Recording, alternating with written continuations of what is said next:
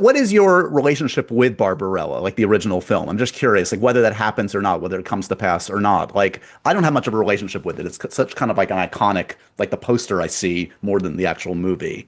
Is that a remake of the movie or the source material or what? Like, what's your interest there? I think if that did happen, it would be more of the latter. I mean, I love the original movie, and actually, I think, I thoroughly watched that at exactly the right age, too young.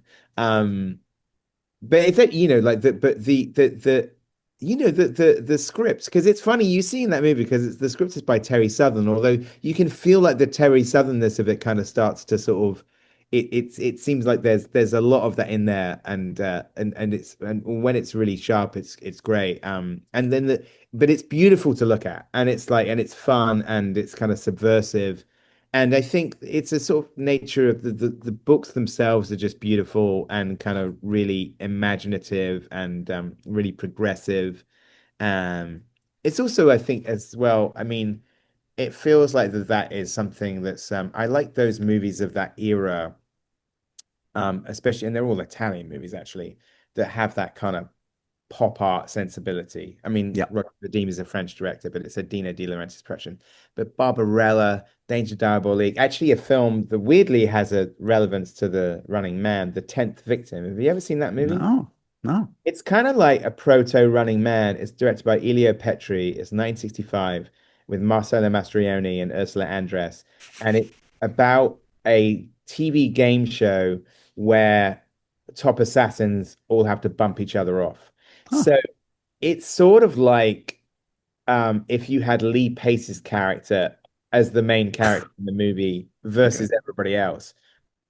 And it's really cool. And there's that particular wave of those kind of like pop arty mod films. Right. So I guess if there's an interest in that, it would be doing some, and that kind of lends itself almost more into Scott Pilgrim sort of world than Sure. Running Man is very deliberately grounded and gritty, and we wanted it to feel like you were on the ground with Ben. But like that's the thing. I mean, and it goes back to when you're saying about Cape Break. It's not necessarily, it's more just a sort of like after my experience, I was kind of like not really interested in superhero movies generally, but that doesn't mean I'm not interested in a comic book movie. Yeah.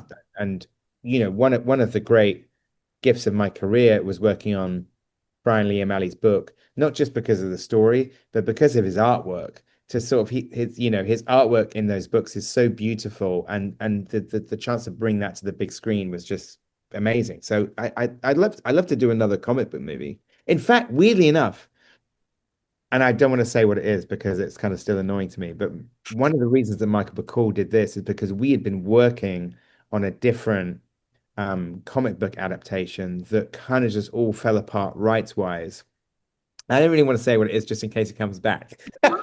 Yeah, fair enough. It was actually the reason that he was my first call on the Running Man is we'd written this whole other treatment for something and then the rights got complicated and it didn't happen. But we'd had so much fun. It was the first thing we'd done together since Scott Pilgrim. And Michael has such a sort of I mean, this is the first public, like produced film that he's had that I think leans into his love of sci-fi and even like, kind of political sociological satire. Yep. So that was why I wanted him to, write the movie,